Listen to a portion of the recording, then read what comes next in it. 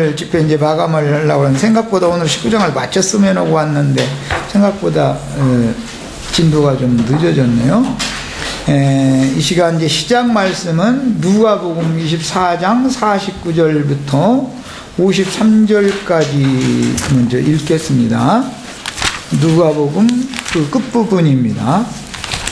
누가복음 24장 49절부터 53절까지 누가복음 강에서도 올려놓고 뭐 다 했지만 우리 지체들이 얼마만큼 그 글만 읽어가지고 또 나와 같이 집회를 하면서 말씀을 듣는 건 또 다르죠. 글쓴 사람은 영이 잘 전달이 안 될 수가 있어서. 자, 49절부터 읽습니다. 볼지어다 내가 내 아버지께서 약속하신 것을 너희에게 보내리니. 이 말씀은 요한복음 14장에 나오는 말씀이죠. 아버지께서 내 이름으로 너희에게 보내실 자 저는 진리의 성령이다. 그 이름을 이제 보내신다고 그랬는데 아들의 이름으로 보내신다 이렇게 했는데 그게 내 아버지께 예수 그리스도의 아버지께서 약속하신 것을 너희에게 보내리니 너희는 위로부터 능력으로 입혀질 때까지 이 성에 머물라 하시니라. 여기 능력이라는 것은 사망 권세를 삼키고 이길 수 있는 능력을 말하는 거예요. 이게 이제 그리스도로 옷 입는 거죠. 자, 50절입니다. 예수께서 그들을 데리고 베다니 앞까지 나가사 손을 들어 그들에게 축복하시더니, 이것은 실제로는 40일 후의 일이었었죠.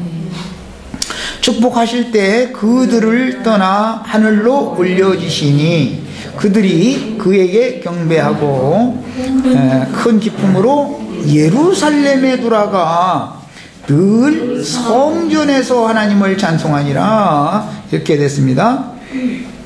오전 두 번째 시간에 이 부분을 내가 이제 강조해서 말씀을 드렸었어요. 자, 사도행전 이 말씀이 이제 이어지는 것이 사도행전에 이어지죠. 1장 3절로 5절 말씀을 읽겠습니다. 사도행전 1장 3절로 5절. 책이라 잘 안 넘어간다. 1장 3절로부터 5절 읽습니다. 그가 고난받으신 후에 또한 그들에게 확실한 많은 증거로 친히 살아계심을 나타내사 40일 동안 그들에게 보이시며 하나님 나라의 일을 말씀하십니다. 그러니까 부활의 처음 익은 열매로 지지자들을 찾아오셨던 주님께서 40일 동안 지지자들과 함께 계시면서 많은 하나님 나라의 일들을 이제 보여주시고 말씀도 해주셨다. 지금 이 상태는 이 40일 동안 지지자들과 함께 계신 것은 육신으로 오신 예수가 아니죠. 해받으신 후에 부활하신 다음에 제자들을 찾아오신 후로부터 40일을 지금 말한 거예요. 4절 읽습니다. 사도와 함께 모이사 그들에게 분부하여 이르시되 예루살렘을 떠나지 말고 내게서 들은 바 아버지께서 약속하신 것을 기다리라. 요한은 물로 세례를 베풀었으나 너희는 몇 날이 못 되어. 그러면 몇 날이 못 되어는 앞으로 며칠 후에? 열흘 후에죠. 열흘 후에 40일 동안 같이 지내시다가 승천하신 다음에 몇 날이 못 되어라는 것은 앞으로 열흘 후에 내가 곧 다시 온다 이 말이잖아요. 성령으로 세례를 받으리라 하셨느니라. 이번에는 마태복음 마지막 부분 28장 6절에 16절까지를 읽겠습니다. 마태복음 사복음서가 각각 주님의 부활, 승천, 재림에 관한 것을 이렇게 꼭 퍼즐 맞추기 식으로 이렇게 기록이 되어서 이것을 그 시간 개념, 이것은 어느 때를 말하는지 이런 것을 잘 이해를 해가면서 성경을 읽으셔야 되겠어요. 28장 6절부터 16절까지 같이 읽겠습니다. 그가 여기 계시지 않고 그가 말씀하시던 대로 살아나셨느니라. 이게 부활의 날 새벽이죠. 와서 그가 누우셨던 것을 보라. 또 빨리 가서 그의 제자들에게 이르되 그가 죽은 자 가운데서 살아나셨고, 줄쳐놓습니다. 이제 너희보다 먼저, 여기 너희는 누구를 말하는 거죠? 제자들을 말하는 거예요. 예. 너희보다 먼저. 지금 제자들은 현재 어디에 있어요? 예루살렘에 있습니다. 너희보다 먼저 갈릴리로 가시나니 거기서 너희가 배우리라. 이 말씀은 요한복음 21장에서 실행이 되죠. 갈릴리 바다에서. 요한복음 21장에 베드로가 그 제자들이 갈릴리 바다에서 고기를 잡다가 이제 주님을 갈릴리에서 만나게 되잖아요. 그런 데는 거기에는 많은 공간 기간이 있었단 말이에요. 실제적으로 예루살렘에서 바로 성령을 받자마자 갈릴리로 간 게 아니었었어요. 실제는 사도행전 15장 때까지도 계속 예루살렘에 성전에서도 모이고 집에서도 모이고, 처음에는 성전에 들어가서 찬양만 하다가 나중에는 이제 집에도 모이는 이제 실행을 겸해서 하게 됐죠. 예. 그 기간이 한참 지나갔습니다. 배우리라 하라. 보라 내가 너희에게 일렀느니라 하거늘 그 여자들이, 이건 막달라 마리아와 다른 마리아라고 앞에 나왔었어요. 무서움과 큰 기쁨으로 빨리 무덤을 떠나 지자들에게 알리려고 다름질할세. 예수께서 그들을 만나 이르시되 평안하냐 하시거늘 여자들이 나아가 그 발을 붙잡고 경배하니, 여기 그 발을 붙잡고 경배했다고 할 때 이 부활의 날 새벽 미명, 이때 요한복음 19장에서는 나를 붙잡지 말라, 내가 아직 아버지께로 올라가지 못했다, 이렇게 표현하셨죠. 이에 예수께서 이르시되 무서워하지 말라. 가서 내 형제들에게 갈릴리로 가라 하라. 거기서 나를 보리라. 갈릴리로 자꾸 가라고 그랬어요. 제자들을 최초에 어디서 부르셨어요? 갈릴리에서 부르셨어요. 예수님의 사역이 갈릴리 해변가의 베들레헴에서 탄생되어져 가지고 나사렛 마을로 이사를 가서 거기서 자라서 가버나움에서부터 전부 다 그게 갈릴리 해변가지요. 거기가 전부 다 지역이 그랬단 말이에요. 오늘 지금 스불론 지파에게 주신 기업이 베들레헴이라는 말이 나왔는데, 왜 실로이신 메시아, 안식이시며 천천히 흐르는 물, 진리의 성령이신 그리스도는, 진리의 성령은 왜 베들레헴에서 꼭 태어나야 되는지를 이제 찾아내야 되는 거. 우리는 스불론 지파의 기업으로 주어졌는데 왜 그것이 유다 지파의 기업이 왜 되었는지도 또 알아야 되겠죠. 나중에 유다 지파의 기업이 되었으니까 이걸 이제 구약 성경과 신약 성경에 내가 짝을 맞춰 드리는 거예요. 지금 이제 영감을 받으시라고. 갈릴리로 가라 하라. 거기서 나를 보리라 하니라. 16절 읽습니다. 11 제자가 갈릴리에 가서 그랬는데, 시간상으로는 사도행전 15장 이후 일이다 이 말이에요. 헤롯의 핍박이 일어난 다음에 갈릴리로 갔지 즉시로 간 게 아니었다 이 말이에요. 헤롯의 박해가 일어나기 전에는 예루살렘의 제자들이 계속 머물렀죠. 야, 지금 내가 하는 말을 잘, 이게 시간 개념을 잘 이해를 하셔야 돼요. 이 11제자가 갈릴리에 가서 예수님을 만났었던 것은 밤이 맞도록 그물을 던졌는데 고기를 한 마리로 잡지 못했다가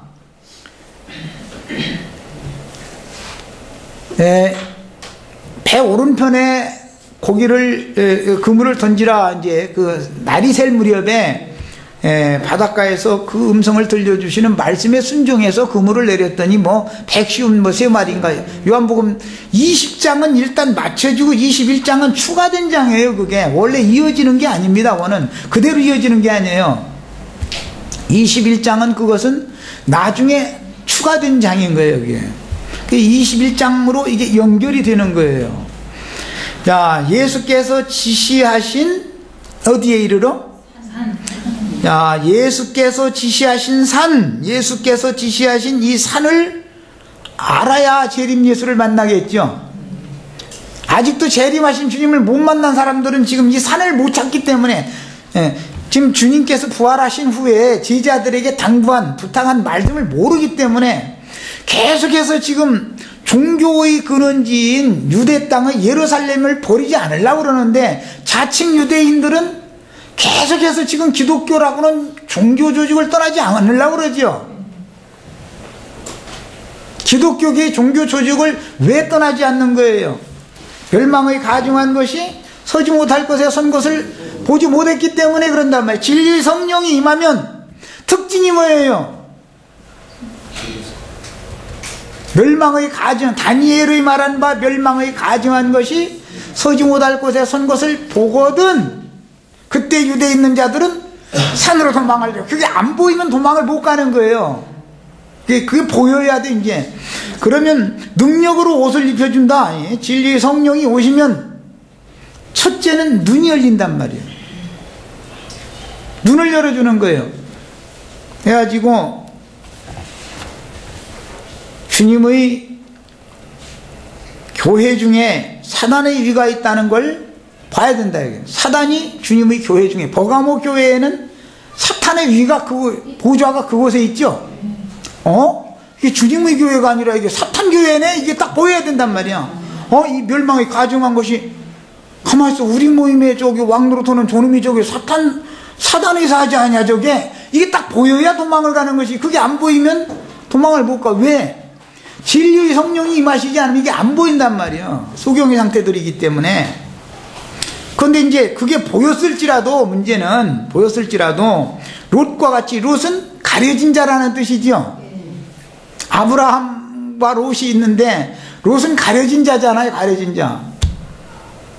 그러니까 산까지는 도망을 못 가. 천사들은 산으로 도망가라겠지 소활선으로 도망가라고는 원래 안 했습니다. 그래서 그냥 자기 눈에 보이는 곳으로, 가까운 곳으로 가겠다고. 그래, 그렇게라도 우선 살아라. 소돔성은 곧 심판해버릴 거니까. 예수님의 예언으로 말하자면 예루살렘은 곧 심판해버릴 거니까 일단은 예루살렘에서는 나와야 된다. 그때 유대에서는, 그때 유대에 있는 자들은 다 산으로 일단은 도망가야 되는데 산까지 갈 수가 없다 보니까 중간 작은 성이라는 데로 간다 이거예요. 작은 성이라는 데로. 큰 성에서 나와서 작은 성으로 들어가면, 소활성이라는 말은 작은 성이라는 뜻이죠. 큰 성에서 나와서 작은 성으로 돌아가면 그 작은 성도 여전히 들판에 있단 말이야. 무리능력한 소돔 들판, 그 경계를 벗어나지 않은 상태다 이거예요. 들판. 그래서 뒤를 돌아다 보거나 들판에, 들에 머물거나, 이렇게 구약성경엔 들이라고 되어 있는데 광야단 말이에요. 광야교회 여전히 애굽에서 나와서 광야의 초입에 있는 사람들, 초보의 도를 가르침 받은 사람들 보고 비판하고 뭐하고 해가면서 우리는 다 된 것처럼 해도 여전히 요단을 건너지 않고 광야 끝에 이르러가지고 큰 소리 칠 수도 있죠. 우리는 너희들하고는 다르다 이럴 수가 얼마든지 있죠. 그래도 여전히 광야의 범주 안에 있으면, 광야교회 안에 있으면, 즉 광야의 외치는 자가, 처음 사역자는 모세로 시작해서 요한으로 마칩니다. 율법과 선지자의 때는 율법은 모세로 시작되는 거고 선지자의 마침은 요한이잖아요. 그래서 모세에게서 나와가지고 요한에게 간 것이 다가 아니다 이거예요. 결국은 어디로 가야 되는 거예요? 예수께로 가야 되는 거죠. 예수께로 완전한 데까지 가야 되는 거예요.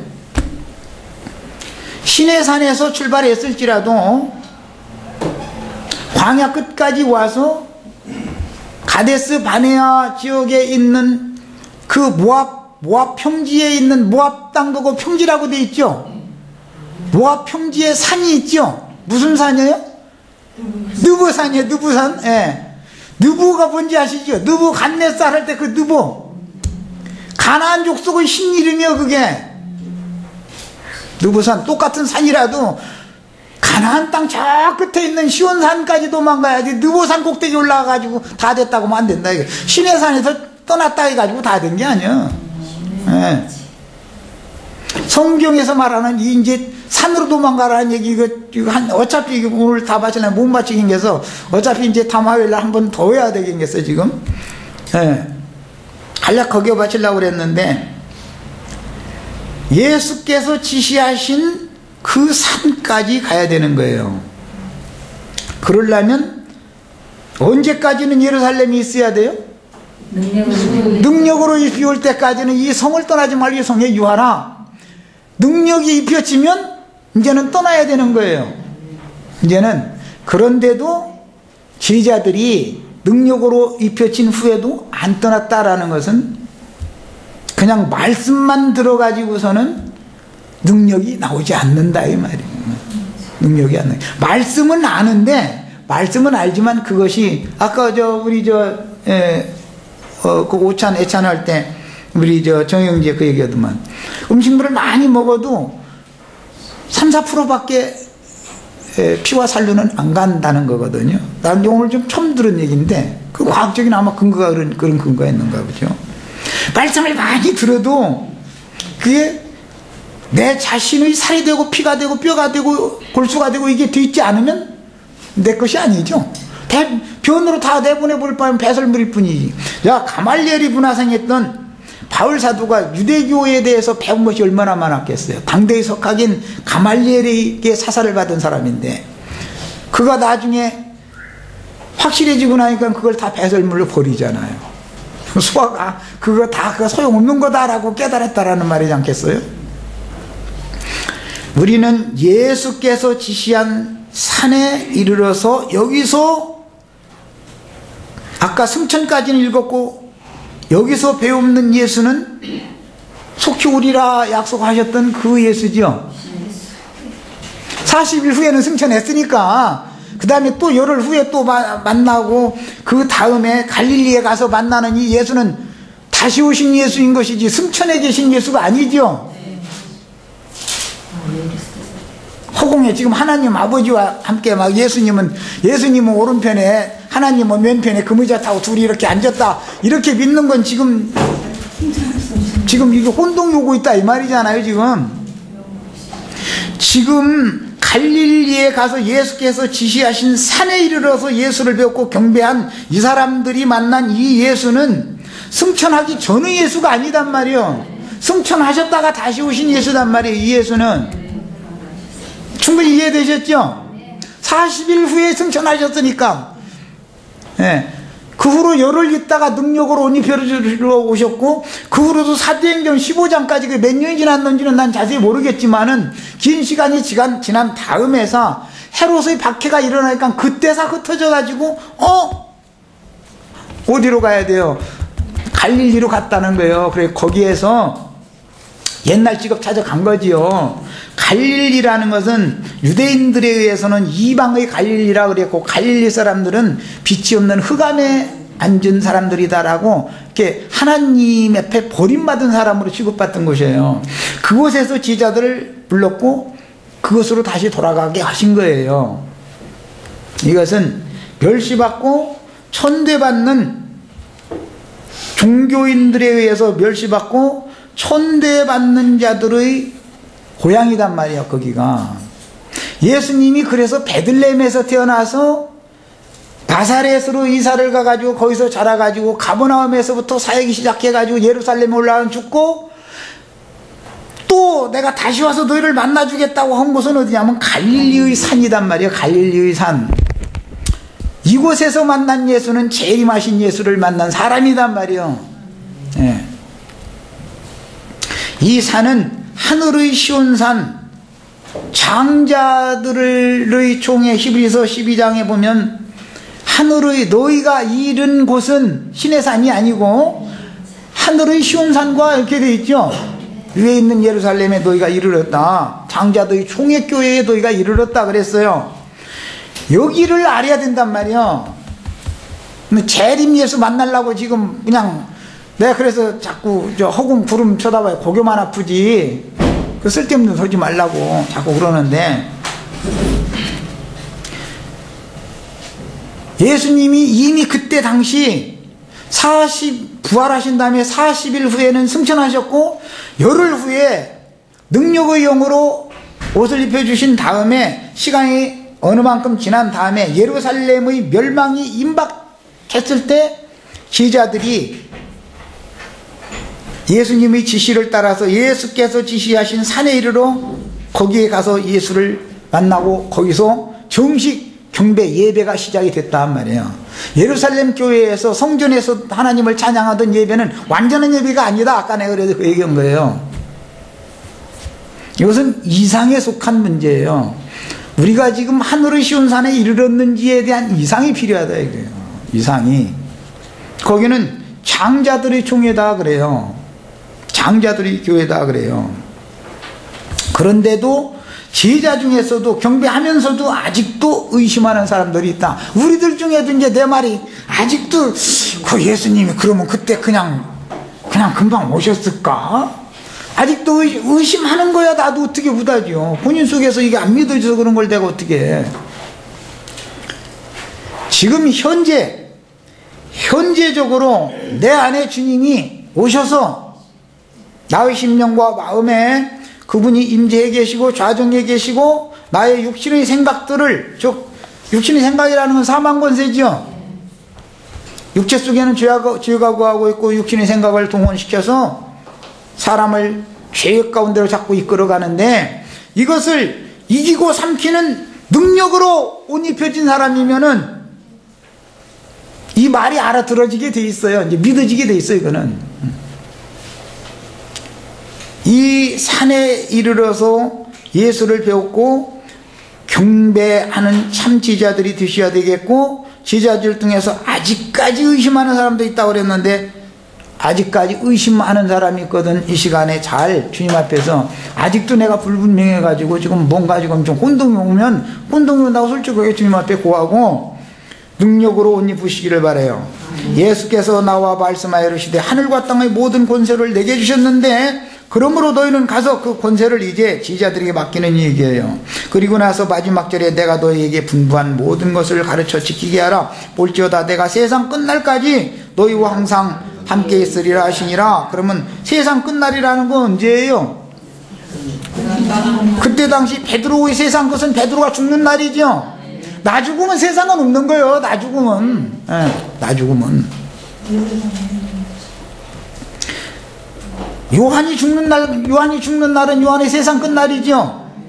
세상 끝날까지 너희와 함께 있으리라 그랬는데 2000살 먹은 베드로가 있는 건 아니잖아요. 지금 2000살 먹은 요한이 있는 건 아니고 분명히 그때 당시 제자들이 하신 말씀인데 말이에요.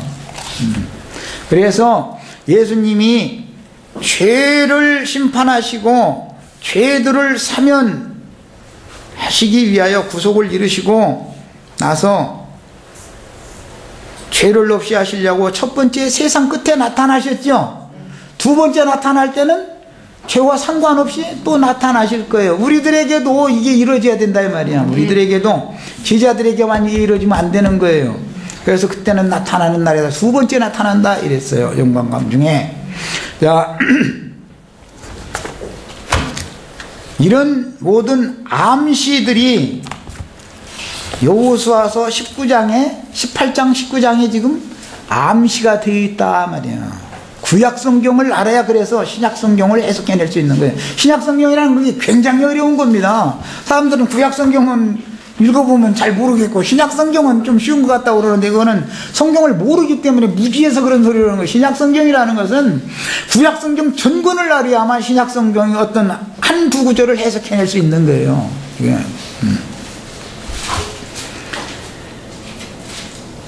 창세기 49장에서 야곱의 예언대로 실로가 오시기까지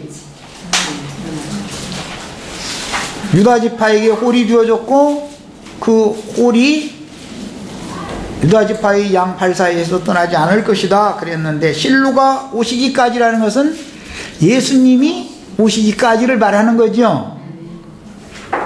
그러면 역사적으로 예수님이 오신 것과 오늘 지금 이 시간에 내가 갈릴리의 종교인들에 의해서 멸시받고 세상 죄인들이라고 하나님 앞에 버림받은 사람이라고 여기고 있는 그런 천덕꾸러기 같은 나지만 주님이 내 안에 오늘 이 시간에 오신 사실과는 다른 얘기단 말이에요. 역사적으로 예수님이 오셨고 말고 역사를 아는 것과 지금 내 안에 실제적으로 와 계신 상태는 다른 얘기다 이 말이에요. 네. 구원은 1대1의 관계인 거예요. 주님과 나와의 아주 주관적인 관계인 거예요. 역사를 아는 것이 구원이 아니에요. 그것은 내가 주님과의 교통이 회복되기 위한 통로가 되는 상으로 진리의 지식이 필요한 것인 것이지 말씀을 먼저 받았고 말씀을 안다 해가지고 그것이 구원받은 것은 아니죠. 주관적으로 내 안에 주님이 오셔서 오늘 나의 육신의 생각을 제어하고 삼키고 사망을 삼키고 이기는 능력으로 내 안에서 살아서 역사하시느냐, 이것이 중요한 거예요. 그래서 역사상에는 실로는 반드시 유다 지파에서 나와야 하는데, 그 실로가 오실 때는 유다 지파를 통해서 오셔야 하는데, 실제 오늘 말씀에 의하면 베들레헴이라는 곳은 어느 지파의 기업으로 져졌어요? 스불론 지파의 기업으로 져졌는데, 이사야 선지자가 이방의 갈릴리 지역에 이 스불론 얘기를 해가면서 이방의 갈릴리여, 스불론 얘기를 했죠.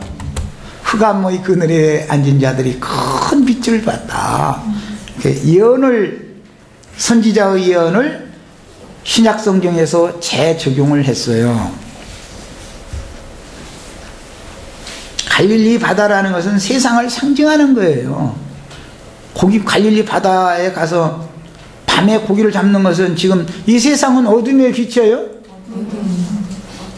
세상에 가서 돈 벌러 가는 건 뭐예요? 밤바다 가서 고기 잡으러 가는 거지요. 상징이에요, 이것이 지금. 예. 우리 형이 자매가 요즘에 밤바다 막 헤매고 다니는 것 같은데, 기왕 헤매고 다니면은 뭔가 얻어가지고 와야지. 빈손으로 자꾸 돌아오면 안 되지. 그런데 성경에 의하면 밤새도록 죽을 고생만 하고 빈손으로 돌아와야만 새벽 비명에 만난단 말이에요, 이제. 그 경험이 필요해, 이것도. 그래야 갈릴리 한 산에 거기서 만나자고 하신 주님의 약속이 나에게 이루어진다, 이 말이에요. 산이라는 것은 신과 사람이 만나는 장소지요. 시내산 꼭대기에서 신과 모세가 최초에 만났었죠. 에덴 동산에서 아담과 신이 만나는 장소잖아요. 산이라는 건 늘 그런 거예요. 그런데 아무 산이나 신이 임재하는 게 아니다, 그 말이죠. 신약시대에 와서는. 그래서 갈릴리 해변가에 있는 산이어야 되는 거예요. 그곳에서 저주를 변하여 복이 되게 하는 말씀이 선포된 것이에요. 최초에 예수님의 사역이 갈릴리 해변가의 그 산에서, 소위 말하는 산상 팔복이 해가면서 참 좋아하죠. 그 마태복음 5장에서 7장 사이 말씀, 그 말씀을 최초에 선포한 곳이 거기에요. 시내산에서는 저주가 선포되었지만, 갈릴리의 이 산에서는 축복이 선포된 곳이단 말이에요. 이곳으로 다 모인 것을 감사하게 생각하셔야 돼. 이것은 영의 일이기 때문에 영에 있는 사람이나 영의 일을 설명해 주면 알아듣는 거지, 육신에 있는 사람이 도대체가 뭔 소리인지 의심은, 제자인데도 의심 못 들었잖아요. 제자인데도. 우리는 그렇게 의심할 게 아니라 믿어지게 해달라고 기도하셔야 돼. 믿어지려면 깨달아져야 되거든. 예, 사도행전 사사기 17장 7절 8절 빨리 찾아서 같이 읽어보겠습니다. 여호수아의 사후에는 이제 사사기로 들어가죠. 예수님의 사후에는 사도행전으로 들어가죠. 그래서 전부터 내가 구약시대에 여호수아가 사복음서를 말한다면, 구약시대의 판관기라고 하는 사사기 시대라는 것은 사도행전을 말하는 거다라는 걸 내가 여러 번을 말씀을 그래서 드렸던 거예요. 사사기 17장 7절 8절, 자, 찾으셨으면 같이 읽습니다. 자, 거기 보면 베들레헴이 스불론 베들레헴이라고 했어요? 유다 베들레헴이라고 했어요? 사사기 17장의 때 가니까 베들레헴이 스불론의 기업이 아니고 유다의 기업이 되어 있지요. 원래 여호수아가 분별해 준 것은 스불론에게 준 거잖아요. 베들레헴 지역이라는 게 그 긴네렛 바다 곁에 있는 거예요. 그 예루살렘에서 약 7km인가 몇 킬로 정도라는데, 나는 그 성지 순례인가 그걸 안 해봐가지고 난 지리적으로는 잘 모르지만 어쨌든 예루살렘에서 멀지 않은 곳이에요, 북쪽으로. 그런데 그것이 이제 베들레헴이에요. 그 에브라 땅 베들레헴 길은 누가 애나 다 죽은데요, 거기가? 라헬이 베냐민 낳다가 죽은데지요. 루스의 두 번째 신랑 보아스의 고향이 어디에? 베들레헴 에브라 땅 베들레헴이죠. 왜 이방 구원이 거기에서 시작되냐 이 말이요. 루스는 이방인이죠. 율법대로 하자면은 10대뿐 아니라 영원토록 이스라엘 종위에 들어올 자격이 없어요. 하나님의 영원한 버림을 받은 걸로 취급된다 이거예요. 그럼에도 베들레헴 사람 보아스를 통해서 구속을 받는 이야기가 암시적으로 구약 성경에 나오는데, 그 근거가 오늘 우리가 말씀 추구하고 있는 여호수아서 19장의 암시가 되어 있다 말이에요. 스불론의 기업으로 주셨는데 사사기 17장 이후에는 유다의 기업이 된 것이다. 왜? 예언을 이루게 하기 위해서 실로가 베들레헴으로 와야 되니까. 보아스이신 그리스도가 이방인의 때가 되면 유대인의 하나님만이 아니고 이방인의 하나님도 되시는 예수가, 구원자가 오실 때는 율법대로 하자면 스불론 지역이고, 영적으로 하자면 유다의 기업이 되어지는 베들레헴으로 와야 된다 이 말이야. 이런 것이 성경의 비밀들인 거예요. 성경이라는 게 그냥 벌로 써 있는 게 하나도 없어요. 모든 게 성경이라는 건 앞뒤가 짝이 안 맞는 게 아무것도 없어요. 앞뒤가 서로가 안 맞으면 그건 성경도 아니죠. 세상 사람들의 말 가지고 몇천 년 동안의 일을 이렇게 기가 막히게 딱딱 말씀을 응하게 하고 말씀이 이루어지는 것을 찾아낼 줄 아는 사람이 눈이 열린 사람이다 이거예요. 이 사람이.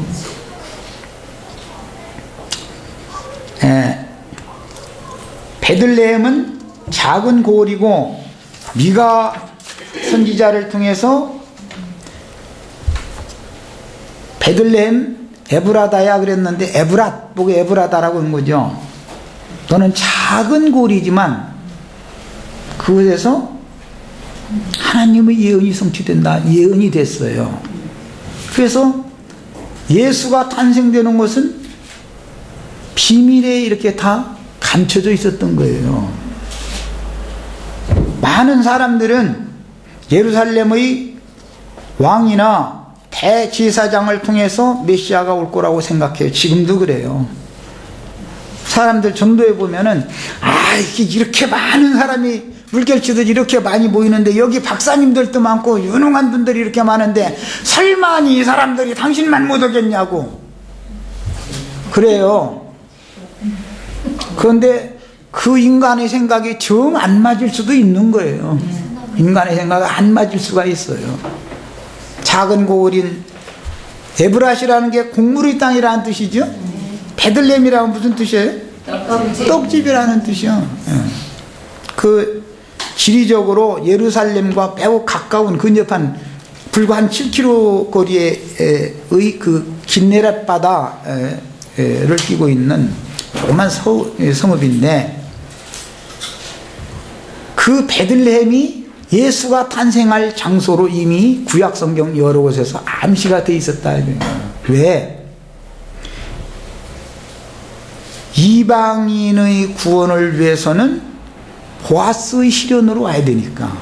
보아스의 고향이 에브라 땅 베들레헴이었고, 그 아들인 오벳이, 루스를 통해서 난 오벳이 그 기업을 받았고, 그 할아버지의 기업을 이새가 받았고, 그 중조부의 기업을 다윗이 받았고, 그랬으니까 다윗의 동네 베들레헴이라고, 그래서 그 후로 이름이 그렇게 불러지게 된 거예요. 다윗의 자손으로 와야 돼요. 그래서 유대인만의 메시아가 아니다 이겁니다. 새 시대가 왔다. 신약 시대라는 것은 이방 부분, 사도행전 이후로는 이방 땅에 복음이 전파되기 시작하는 거예요. 사도행전 이후죠. 이와 같이 여호수아 생전에 지도상으로 분배해 주었던 7기업은 훗날 실제로 그 기업을 침노하여 취하는 문제의 변수 때문에 지도상의 분배대로 문자대로, 여기 지도상에 그려가지고 하라는 거, 그려라는 것은 신약의 용어로는 그람마토스다 해가지고 문자나 그림 같은 거 이렇게 딱 새겨놓는 걸 말하는 거예요. 이제 성령에서는, 신약에서는 그 인친다 그러죠. 성령으로 인친다 이러는데, 신비에 새긴다 이렇게 표현하고. 그런데 지도상에 이렇게 그려가지고 온 것을 통해서 분배를 해 주었던 것은 훗날 실제로 그 기업을 침노하여 취하는 문제의 변수 때문에 지도상의 분배대로 기업이 그대로 나누어지는 것이 아니다.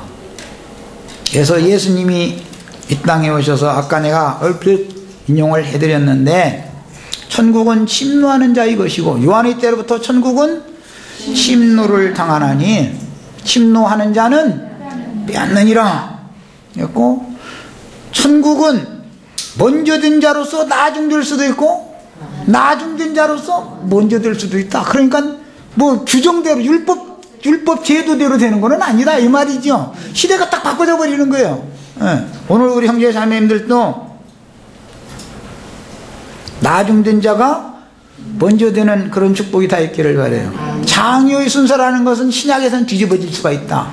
구약의 율법에서는 르벤이 장자고 베냐민이 말제지만 신약에서는 말제인 베냐민 지파 출신인 바울 사도가 이방인 머리 사도가 될 수 있다는 걸 아셔야 되겠어요. 알 수 없는 거예요. 육체대로 자면 베드로가 12사도들 중에 머리 사도였죠. 그러나 로마교에서는 베드로 교회 성 베드로가 뭐 초대 교황이다 해가면서 지금 교황님들이 이러고 이제 지가 베드로 후계자라고 이제 이랬었는데, 그 사람들 그냥 지금 먼저 된 자로서 머리 놀아 하고 싶은 거 다 하라고 해먹으라고 그래. 그러고 이제 우리 형제 자매님들이 하늘에 간직한 영원한 기업인 주님의 나라를 장자권자로서 2배로 상속받는 축복 안에 다 들어가시기를 바랍니다. 이것은 이제 시간이 없기 때문에 기본적인 얘기만 우선 하고 마치겠습니다. 계시록 7장에 보면 2부류가 나옵니다. 12지파 얘기가 나오고 12,000씩, 그 다음에 아무라도 셀 수 없는 흰옷을 입은 큰 무리 이야기가 나오죠. 2부류 얘기가 나오죠. 12지파가 있는 건 유대인들이에요, 이방인들이에요? 아무도 셀 수 없는 많은 무리는 이방인들이에요. 그런데 계시록에 나오는 기업을 상속받는 문제는 간단한 게 아닙니다. 12지파라 할지라도 소위 말하는 이제 교회 시대가 끝나고 천년왕국이 회복이 되어져서 이제 실현이 되어지면, 역사상 실현이 되어지면 이방인의 때가 또 끝나고 1차적으로 끊어져 나갔던 유대인이 회복되는 때가 온다 이 말인데, 그 12지파 중에는 구약성경에서는 땅의 기업을 받지 못했던 레위가 포함이 되고, 구약성경에서는 포함되지 않았던 요셉이 포함이 됩니다. 계시록 7장에 이렇게 되어 있죠. 레위도 회복이 되어지고 요셉도 회복이 되어지죠. 그러면 누군가 2지파가 빠져야 되잖아. 이제 구약성경에서는 레위가 빠진 자리에 에브라임이 들어갔습니다. 요셉의 이름이 빠지는 자리에 므낫세가 들어갔어요. 그 자리에. 그러나 계시록의 완성에서는 레위가 회복이 되어지니까 레위 대신에 들어갔던 누군가가 빠져나가야 되잖아. 단지파와 무슨 지파가 또 빠져나가요? 2지파가 빠져나가야 되는데, 단지파와 에브라임이 빠져나가는 거예요. 요셉의 2 아들인 므낫세와 에브라임이 2분 깃을 구약시대엔 받았다가, 시므온 지파가 유다에 처음에는 빌부터 살다가 나중에는 브나세한테 가서 빌부터 살게 됩니다. 이건 이제 다음 시간에 오늘은 이제 그 부분을 읽기는 이제 시간이 많이 가버려서 읽을 거예요. 이제 역대기에서 읽어볼 거예요. 난 아무 근거 없는 소리는 절대 하지 않아요. 빌부터서 살았다고 하는 건 좀 그렇고, 이제 자기 기업으로 간다 그 말이에요. 이제 그렇게 되는데, 생명책에서 흐려질 수도 있고 다시 회복될 수도 있죠. 한번 거듭나면 그냥 끝나는 게 아니죠. 흐려질 수도 있죠. 아닌 걸로 알았는데 다시 회복될 수도 있죠. 그래서 계시록의 12지파의 기업을 상속받는 이야기를 보면 요셉 대신에 에브라임이 빠져나가 버리고 레위 대신에 단이 빠져나갑니다. 신약에서는 레위 대신, 레위가 들어오니까 구약시대에는 빠져나갔던 지파인데 들어오면 누군가가 나가야 되잖아.